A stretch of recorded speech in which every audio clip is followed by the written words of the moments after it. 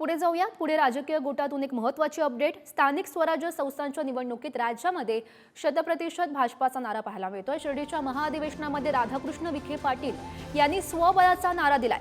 भाजपानं जाणते राजे आणि अनेक भावी मुख्यमंत्र्यांना घरी बसवलं असं विखे पाटील यांचं म्हणणं।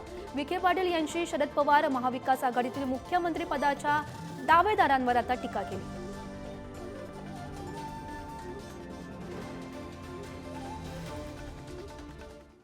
केवळ साहेब आपल्या नियोजनामुळे पक्षाचे अध्यक्ष बावनकुळे साहेबांच्या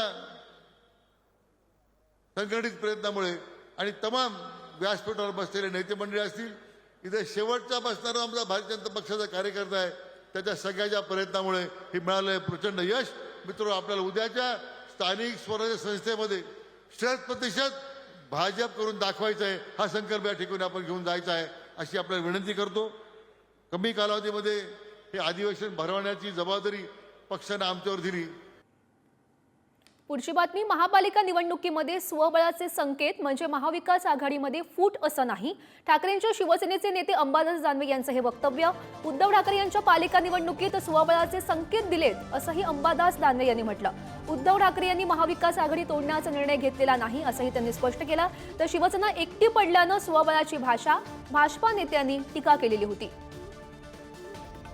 संजय राऊत काय म्हटले, महाविकास आघाडीविषयी थोडी बोलले ते संजय राऊत साहेब हे शिवसेना सोबळावर लढण्याचे संकेत माननीय उद्धवजी ठाकरे साहेबांनी दिले असं बोललेले। ते काय महाविकास आघाडीविषयी कुठे बोलले काय, असं त्याचा अर्थ नसतो। कुणाला कसं लढायचं हा त्यांचा निर्णय, परंतु मुंबईकर जनतेने आदरणीय पंतप्रधान नरेंद्र मोदीजी यांच्या विजननुसार चालणारा, आदरणीय देवेंद्रजींच्या नेतृत्वामध्ये काम करणारा महापौर हा मुंबईच्या महानगरपालिकेमध्ये बसवण्याचा निर्णय हा मुंबईकर जनतेने ऑलरेडी घेतलेला आहे। आणि त्यामुळे 25 वर्ष सलग मुंबईला भ्रष्टाचाराच्या खड्ड्यामध्ये टाकणाऱ्यांना घरी बसवण्याचा निर्णय मुंबईकरांनी केलेला आहे। हे बघा, त्यांच्या सोबत कोणी राहायला तयार नाही म्हणून स्वबळाची भाषा करू राहिले। ते स्वबळावर नाही लढू राहिले, त्यांना सोडून बाकीचे चालले। मग ते स्वबळावर नाही लढणार तर काय करतील, घरी बसतील। ते स्वबळावर नाही लढू राहिले, एक त्यांना सोडून चाललाय।